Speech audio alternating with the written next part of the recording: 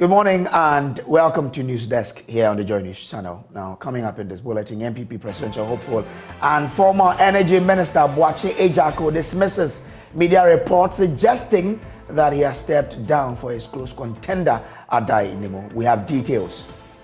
Now, the National Identification Authority is set to help the government rid its payroll of ghost names with a mandatory Ghana card registration for all public sector workers beginning today. We suspect that part of the intendment or the intention of the Controller Accountant General's Department is to get rid of ghost names on government payroll. And the 2023 edition of the biggest street arts festival in West Africa, Chale Wote, ends with multiple events as thousands trooped to the Black Star Square to participate in the annual celebration of arts and culture.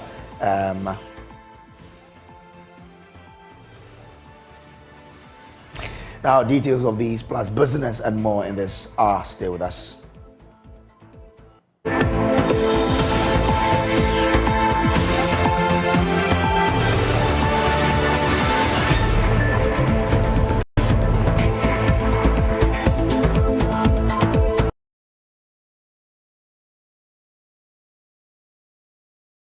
Well, the camp of Boakye Agarko is dismissing media reports suggesting that he has stepped down for his close contender, Adai Nimo. Both candidates had the same vote from the results of last Saturday's Super Delegates Conference. This leaves the party with 6 presidential hopefuls instead of the 5 they were expecting at the end of the polls. Now, to determine the way forward on which of the two takes the 5th slot on the ballot sheet for the party's upcoming conference, the New Patriotic Party is targeting to hold a crucial meeting after the unexpected tie. Meanwhile, prior to a decision from the party on the prevailing development, media reports are suggesting Boakye Agarko has stepped down for Adai Nimo. Benjamin Ashite is campaign spokesperson for Boakye Agarko, and he joins us live with more. Grateful to you for joining us. Now, what can you tell us about the news suggesting that your boss has stepped down? Good morning to you, my brother, and your cherished viewers this morning. I think we are very surprised with the news, especially when this morning I've had the opportunity to talk to your morning show this morning. I mean, JoyNews. I mean, the FM station. You mean on Joy 99.7 FM? No, that's what has happened. And we believe that this is politics, and some people believe playing it dirty is what will make them have what they want. But in the last hour, have you spoken to your boss to know what he's thinking? Yes. The only thing I made it clear on my morning interview was the fact that there's going to be a meeting between my boss and Honorable Adai Nimo this afternoon. And after that, we will be able to come clear on the way forward. But as I talk to you now, there is nothing of we stepping down for Honorable Adai Nimo. The meeting has not come off yet, and we will be coming out clearly to show viewers and cherished supporters what we intend to do. But as at now, we are prepared for Saturday election, and there is nothing like backing out. So what is the focus of this meeting you're having with Mr. Adai Nimo this afternoon? Well, we believe that politics, there are engagements in politics. We want to talk to Honorable Adai Nimo. We believe that Honorable Boakye Agarko stands a better chance to help the people of Ghana and the NPP government to solve our current challenges and problems. And so we want to engage him first. We see the engagement is our first step, and then if it doesn't work, we prepare for the election on Saturday. So your aim for this meeting is to try and convince Adai Nimo to step down. The key reason for this meeting, I should say. But have you had preliminary contact with the camp to understand what they also do make of Saturday, and whether or not there is even that option of stepping down? Yeah, the only thing we're able to verify is the fact that they are not behind those posting the fake news that Honorable Boakye Agarko has actually stepped down. That is one thing we've been able to verify in this short time, and they are also surprised and knowing that there is a pending meeting to be held this afternoon. So we don't know the quarters who are actually perpetrating this act, but we believe that there will be a mutual understanding between us and Honorable Adainimo after this afternoon's meeting. Interesting. So you are denying that your boss has not said anywhere that he is stepping down for Adainimo? As far as I'm concerned, and I have spoken to him this morning, there is nothing of such. The only thing we are focused on is our meeting this afternoon, and probably our continued preparation for Saturday. But does your camp think that there is a chance of winning the major, the November 4th election, looking at the vote you garnered in the super delegates? Yes, you see, we have always said that, the super delegate is a tradition in the NPP. It has happened once, and this is the second time. But we believe that our teaming support is at the grassroots, and we need to be able to get there and to be able to appeal for them to vote for us. Once we are able to be part of the five, then we will know how to strategize and get the votes at the base.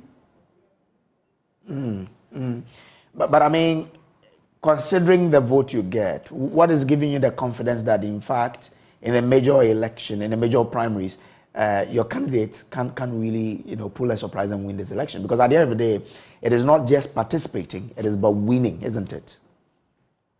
Well, we have over 200,000 votes at the grassroots. And I will tell you that less than 1,000 of 200,000 is not a good sample for you to use this super delegate election to judge that your performance in the super delegate election will actually reflect in the November 4th election. We still believe that the party people are at the grassroots, and they are waiting for Honorable Boakye Agarko to come to them, to talk to them, because he is a man who has always been giving the NPP party public policies to win elections. So he knows what the ordinary Ghanaian wants, and he is ever ready to give it to ordinary Ghanaian to solve the ordinary Ghanaian problem. Okay. What we are saying from the camp of Honorable Boakye Agarko is that we don't see anybody as the enemy. We see poverty as the number one enemy in Ghana, and that is what we are trying to eradicate or at most reduce. Will you be surprised if your boss decides to step down for Adainimo? Yes, I will be surprised because of what we have discussed this morning. But yet, there is nothing impossible. Okay. So once there's nothing impossible, it means that your boss can decide to step down for Adainimo and you won't be surprised.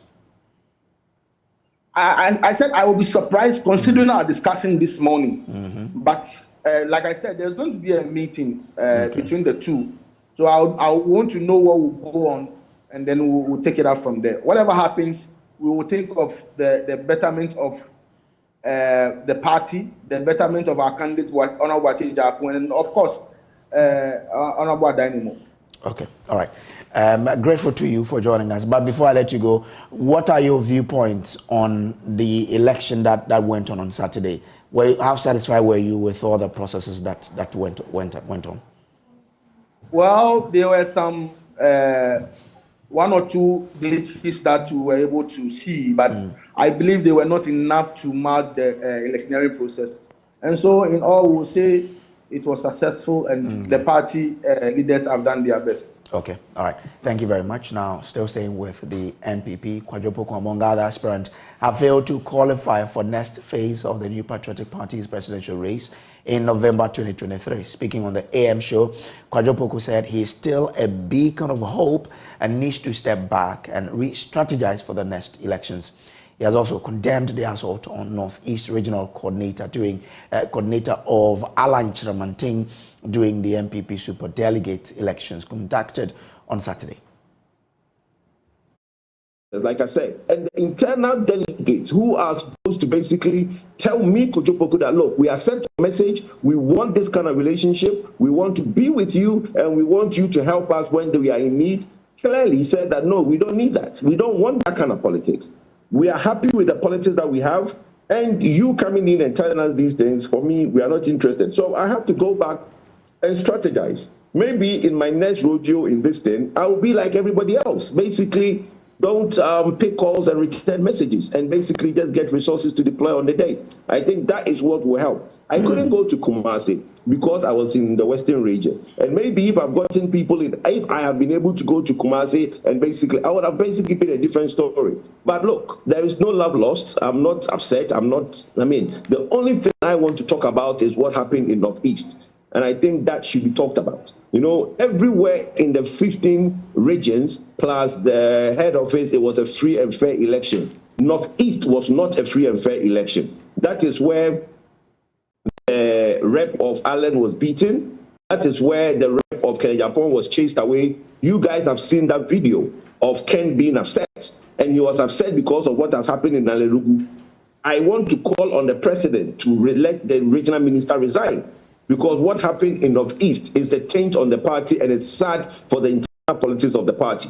It is not a free and fair election. Today, there's a meeting at the party head office. We want to go there and also ask that the regional chairman should be brought to the disciplinary committee.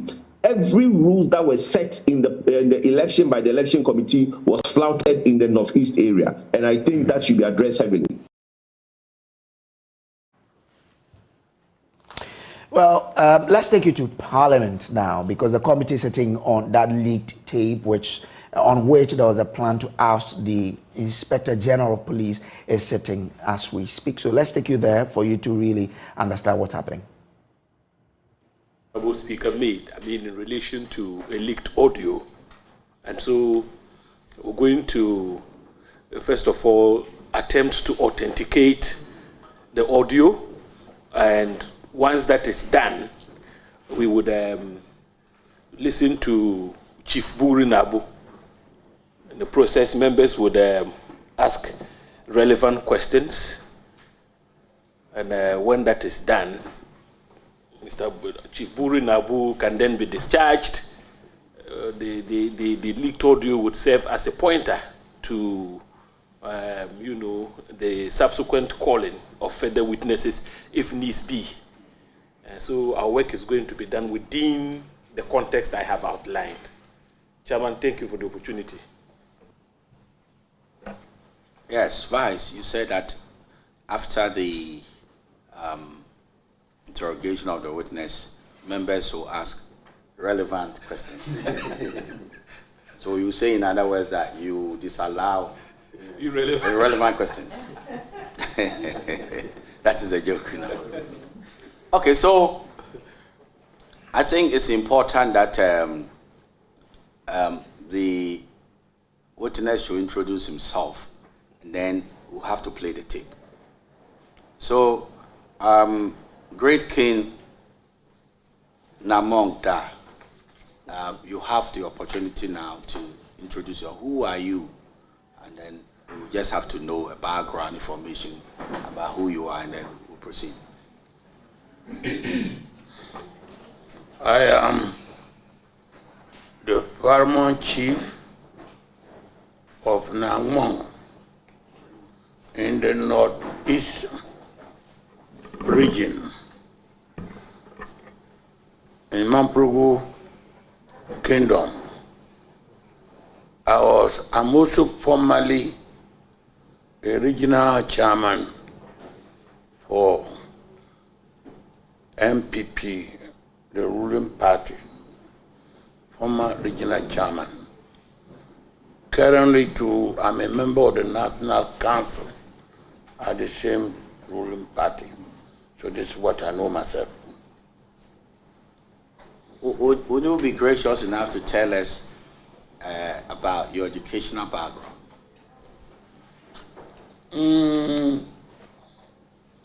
Me, I haven't been to school.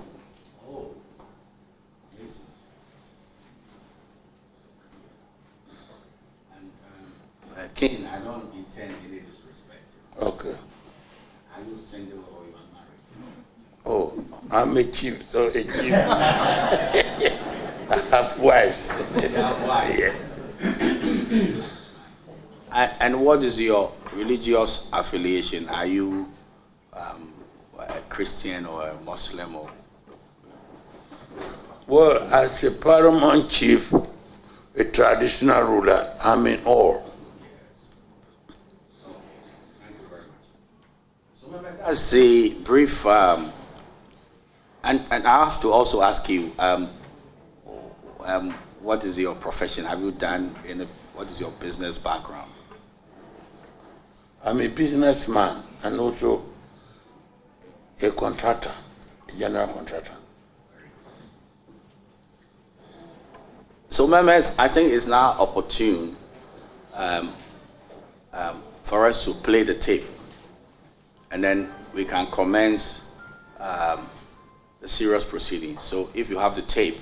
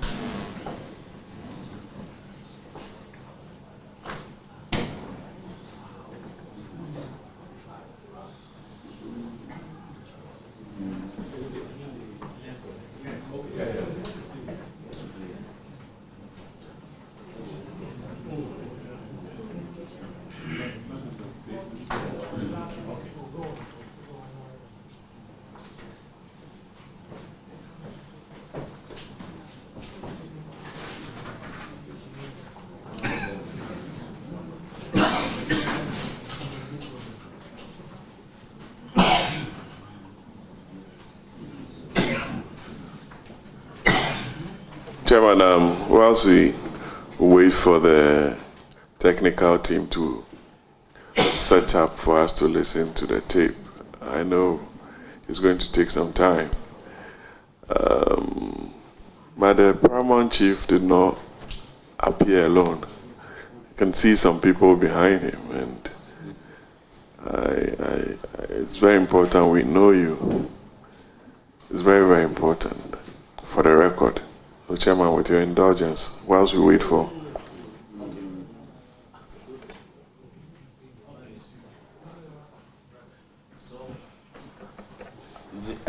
Honorable Boama, who is associated with the Otumfuo's Palace, and you can see his traditional tendencies. He says the king didn't come alone, he came with an entourage, so you should try and introduce yourself. You have the opportunity to do so.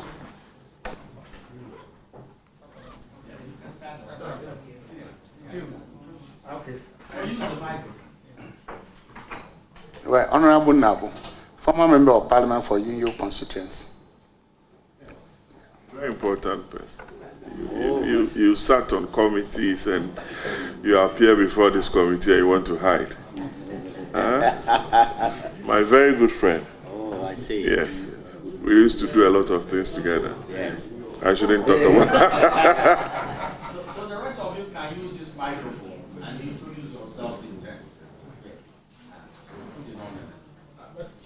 Yes, sir. A bird whispered in my ear when you indicated that Honorable Patrick Obama has some association with the Otumfuo's Palace. Yes.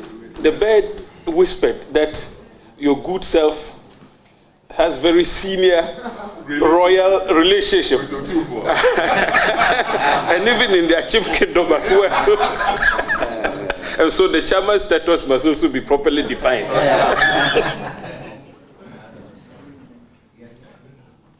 My name is Shira Smack, PA to Chief Daniel Bulletin. Thank you. Thank you so much.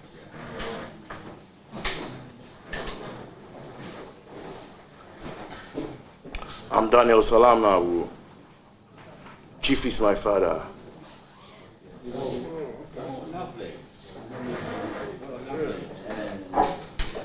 Amanda Cranton, Chief Secretary.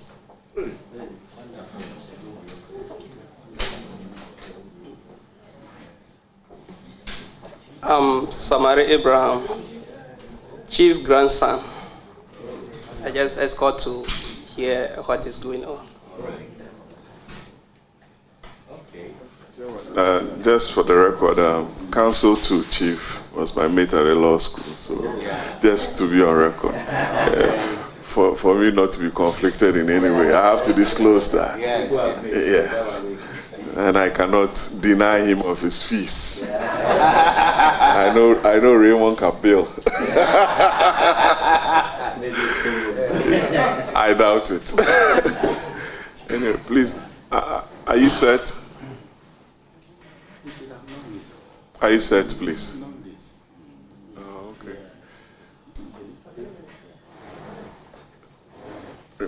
Raymond.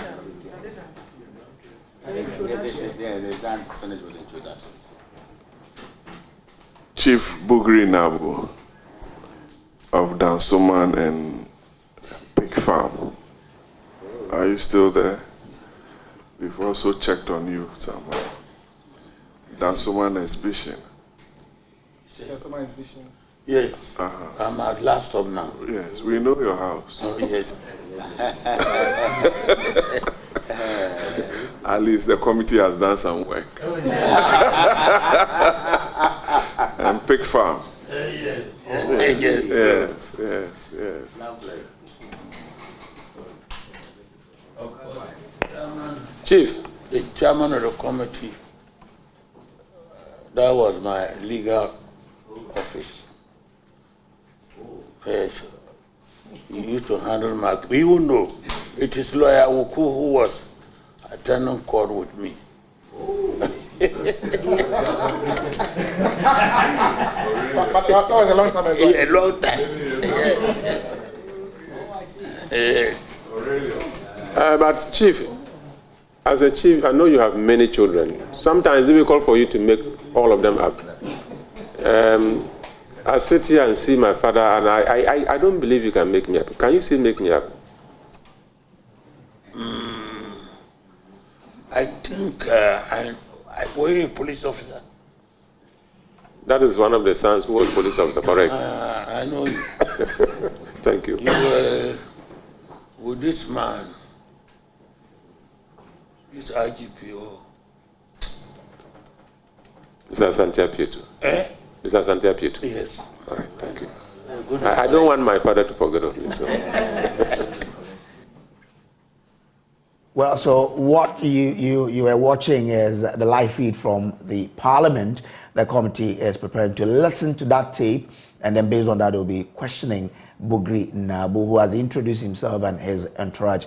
We are still there. We'll bring you whatever will be happening in there. But as they prepare to get the sound ready, let's move to and talk about some other stories. But still staying with the NPP, the Director of Research and Elections of the party, Evans Nemako, says they are preparing to undertake that second round of voting this Saturday to separate the candidate who tied on faith, Adainimo and Boakye Agarko. He's also been talking to us about the disciplinary actions that the party has commenced against some people. Listening.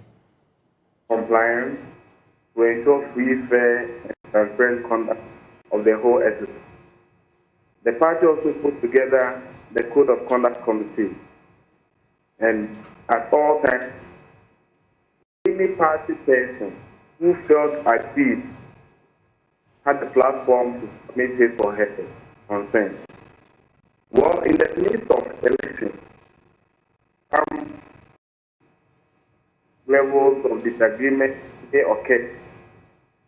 The onus is still on the individual to submit appropriate petitions for consideration.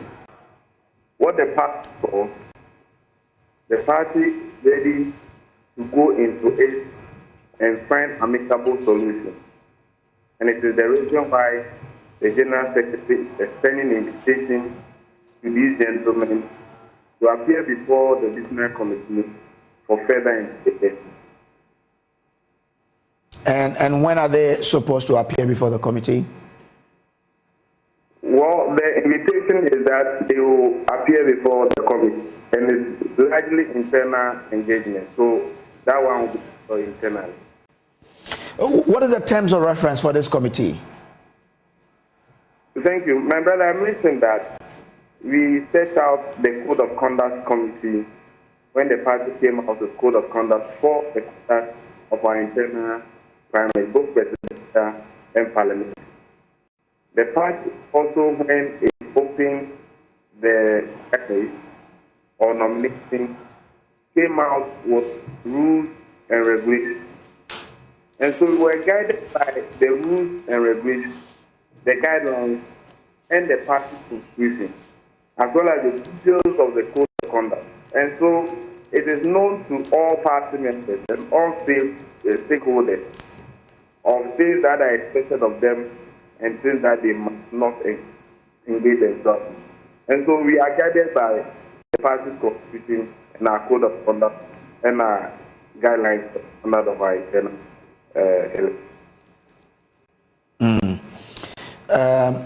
now, some of the aspirants have had several issues. We've heard of what happened in the Northeast region where an agent of one of the candidates, Alan Kojo, was beating. Kenneth Japan has also had issues that his agent was sacked from some polling station. How is the party addressing all of these concerns? Well, so invitations to these gentlemen will give the party a complete picture of what really transpired. When you put it, the description as if you saw exactly what happened at the time. I did not have the benefit of watching, so I'm unable to comment. But the party is taking steps to address these internal challenges that occur. Let's give the benefit of the doubt to go through it, engage all those who were involved, and then find solutions to them. In any case, these are parties' internal issues, and sometimes you can have these low points. But really, with the 4 people that have been invited, minus Kenneth Japan, why was the comms manager for the Alan team, Boakye Agarko, he also made certain statements. Some people thought that if we're going to invite people for the disciplinary committee, he should also be invited, but he was left out. Well, those people are entitled to their opinion, but for now, the invitation go to these gentlemen. In the court side, the party says to ensure that it in prosecuting our Victory 2026 agenda. And so it gets to a point, it's internal mechanism to resolve these challenges. Let's ask the party to get this done. Well, okay. Before I let you go, if you look at the cost involved in organizing the elections for the 2 people, you've told us that it's going to follow the same format. People have to travel to their regions to vote. Is it really a cost-effective action? Can the party have any means of dealing with it? Well, democracy is expensive. We wouldn't impose, and so people can on their own give options. People who are so in need. The person you were talking to earlier said probability and it. What if those ones do not work out?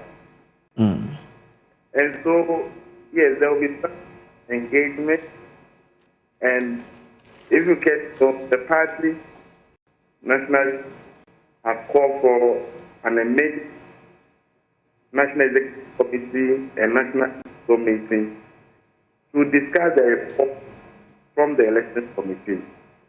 And so, if you are looking just the financial, you might not take it right. It's a whole complete picture of what must be done and done for, so that all stakeholders will be satisfied at the end of the day. The party is ready to engage. The party has been engaging and set the best of the party. Now, some people have also said this process is too costly and that it should be done away with. How do you respond to that? There will be reviews. As we speak, the party applying provisions in constitution. We can't have a situation where we overlook the clear provisions in the constitution and do otherwise. So after the election, I review the recommendation and National Conference will have to amend the constitution.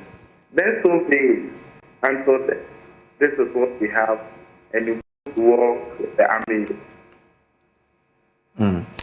All right. Grateful to you, Mr. Evans Namako, for helping us out here. He is Director of Research and Elections for the NPP. Well, to other stories now, and the National Identification Authority is beginning a new registration drive for first-time applicants aged 15 and above with an initial 10-day period exclusively for public sector workers yet to obtain the Ghana card. The NIA aims to digitize public records and tackle the issue of ghost names in the public sector. Public sector employees need to submit documents including their previous month's payslip, genuine birth certificate, valid Ghanaian passport or certificate of acquired citizenship or naturalization. Here is Executive Secretary of the authority, Professor Ken Atefua. We suspect that part of the intendment or the intention of the Controller Accountant General's Department is to get rid of ghost names on government payroll, which would inure to the benefit of all of us as a country. And again, I think that it may introduce frustrations or difficulties for those who are public sector workers on government payroll, but who elect not to go get the Ghana card, because you need the Ghana card to be enrolled onto the Controller Accountant General's biometric payroll system. You must be verified on that system in order that your bona fides are established and you can get your pay. This is still News Desk on the JoyNews channel. We'll take a quick break. When we're back, we'll bring you business.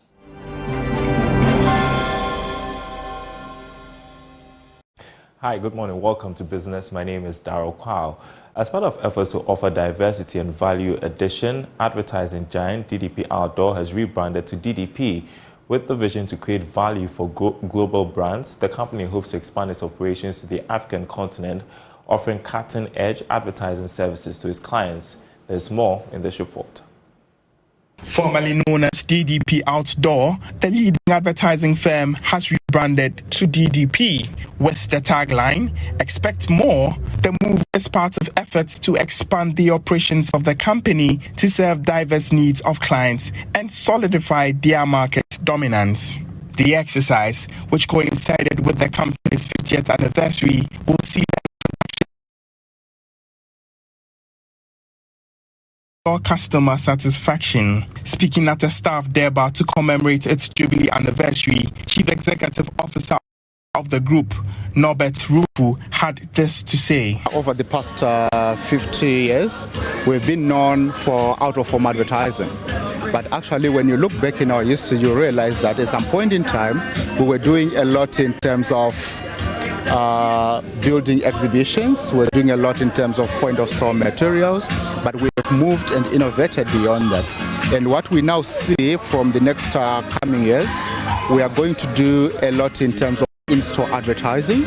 We are getting into below-the-line marketing. In other words, we are making DDP into a 360 advertising company. Our vision is to be the marketing communications experts, elevating brands, and creating value for our stakeholders. So with that, we are not limiting it to Ghana. We are actually expanding it into Africa. The board chair of the group, Nenia Ijebe, stated that the new birth of DDP will ensure excellence in innovation. I think the whole tagline and the rebranding to expect more, I think we realize that yes, out of home, outdoor has a role to play in the media mix of big brands, but we also need to play in other spaces, below the line and elsewhere. So yeah, we're being open-minded about where to look next and want to continue to be an innovative company working with key brands in the country. Nenia Ijebe eulogizes the founder of the group, the late Togbo Mensah. He's a pioneer. no question. He's the founding president of AAG. And yeah, I think he's well known. He was well known in the country and actually across the continent and even beyond. There's an international association of outdoor operators globally. DDP is a member, and Mr. T has been, a pioneer and a thought leader in our industry. Not even just in outdoor, but in all advertising spaces in Ghana. It's all about quality of service, timeliness, attention to detail, and excellence. As I mentioned in my speech, our founder was all about those values, and that's what we try to live out day in, day out. As part of activities to mark the Jubilee celebrations, DDP will also embark on sustainable initiatives such as tree planting exercises and breast cancer awareness. In other news, Commissioner General of the Ghana Revenue Authority, Reverend Ameshadai Osuamwa, is appealing to taxpayers to be transparent in their tax obligations in order to qualify for some refund at the end of the year. According to him, many people qualify for an annual refund of a percentage of their tax payments but are unable to reclaim due to their inability to file the right taxes. He explains. The fund is very, very effective, and many institutions and enterprises are constantly getting refunds in millions. The challenge we have is for people understanding that refund comes from filing. So if you are not filing, then you are not be able to know that you have overpaid or you are underpaid. And therefore, that is why I'm saying that the mandatory filing and mandatory filing of all taxes is very, very important, because it is through that. Take, for example, the individuals. Many of us, our companies deduct our PAYE, and we don't file. We don't indicate that we have aged parents, which gives you a relief. You have a relief that you get if you have children in school. We don't indicate it, and therefore, you that have two aged parents alive, you are paying the same tax as the one whose parents, for me to say has passed away. But under normal circumstances, if you are taking care of aged parents, there are reliefs that you must get. But if you don't file, there's no way of me knowing that your parents are alive and you are taking care. This release really working in Ghana. If you file, you will get the reliefs. I sign almost every day money for people, and the tax law allows that for every tax that we collect, 6% of the tax is set aside for refunds. And so that money is always accumulated there, 6% of every tax you pay. It's not sent to the consolidated fund. It's set into a refund account. It's available to refund to anybody who has a refund. So the important thing I want to carry across to Ghanaians is that take up the habit of filing your tax. And if you file your tax, whatever refund that you need to get, you'll be able to get it from GRA. And that's it for business. The news continues after this break.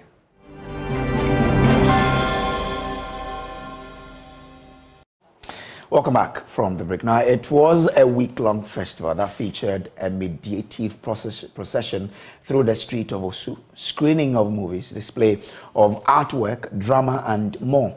The climax of the 2023 edition of the Chale Wote Street Arts Festival was at a weekend as thousands of Ghanaians trooped to the Black Star Square and Osu to participate in West Africa's biggest celebration of arts and culture. Maxwell Agbagba has more in this report.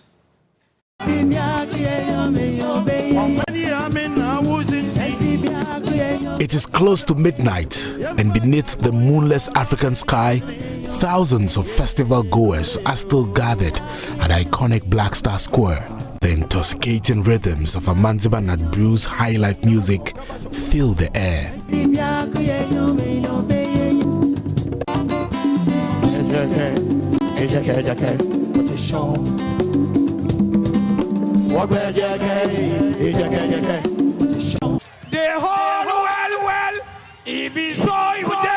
King Ayusoba is on stage, adding a unique flavor to the musical concert. If you can start it, people that love you go make them. People want to see you, brother. They can see you. The whole world. The whole world. There were more performances after him.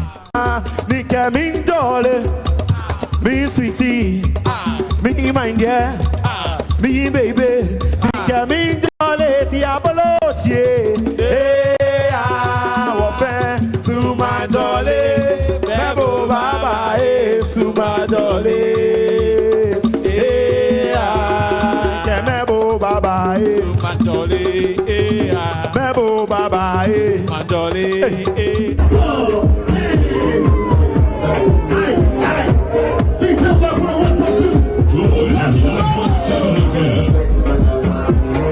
And the festivities continue. Less than 100 meters away, Joy FM's DJ Black is on the turntables, treating patrons to some good music.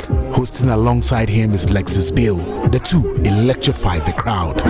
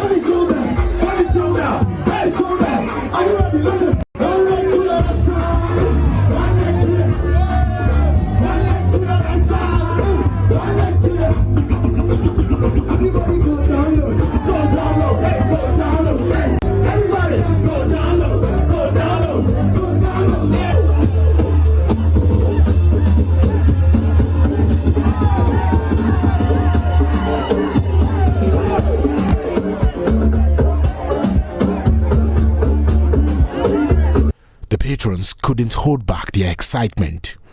Earlier in the day, the streets of Osu came alive as various artists had the opportunity to showcase their talents. The Black Star Square was a canvas of creativity, with vendors selling African artifacts witnessing booming sales. One of the artists expressed how the Chale Wote Festival is a platform that amplifies local talent. On the client.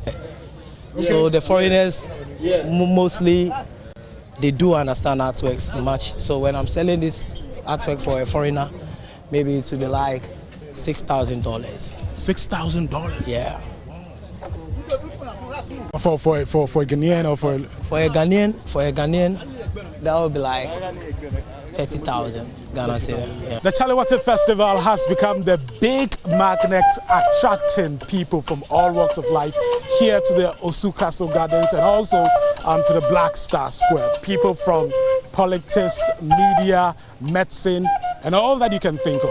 It is a festival of arts, culture, and entertainment, plus everything African. I'm excited to have with me here the Member of Parliament for Korle Klottey, Senator Ajman Rawlings. But this means a lot because this is certainly one way of reviving the activity, not just here, but in Osu. Yeah. You know, Osu is a very old town with a lot of history, and this creates an opportunity where art, where storytelling meets the current generation and helps them to marry what they know about their various family histories to what we're doing now. So when people come to Ghana on their pilgrimage back home, as they retrace their ancestry, and they come to the Chale Wote Festival, for example, and they come here to the castle, and they go to the various old houses in Osu, or they go to the Black Star Square, there's a story that they can weave in with what they know that enriches the narrative more than what it's already been.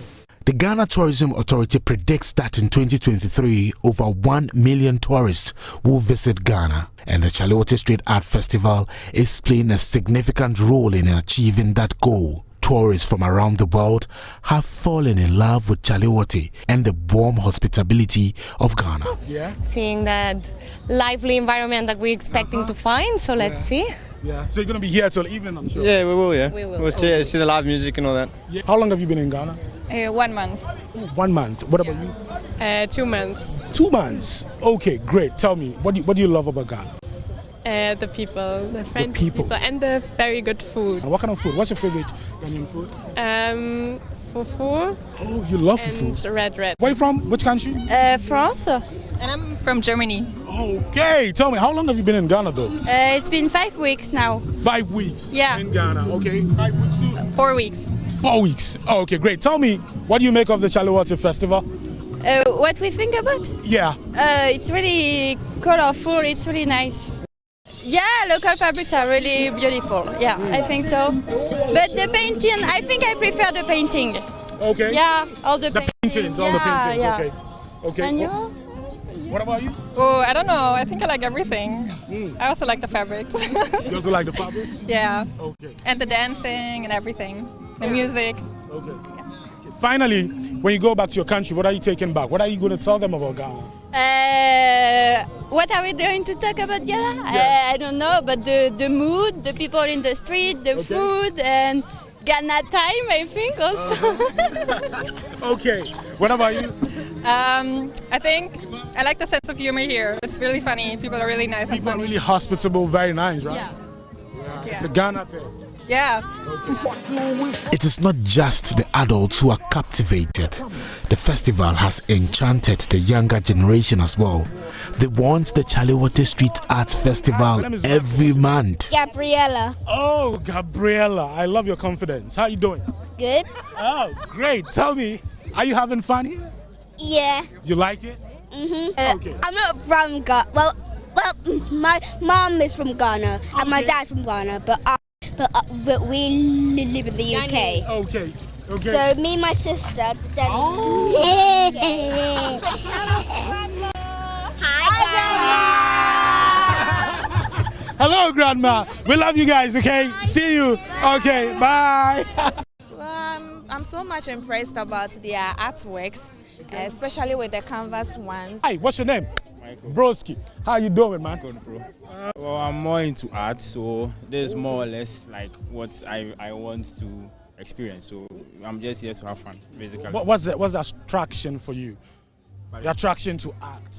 Oh, well, the fact that you have to, it has a deeper meaning, and basically not just what we see and how what we go through in our everyday lives is transformed into something beautiful is what excites me about art.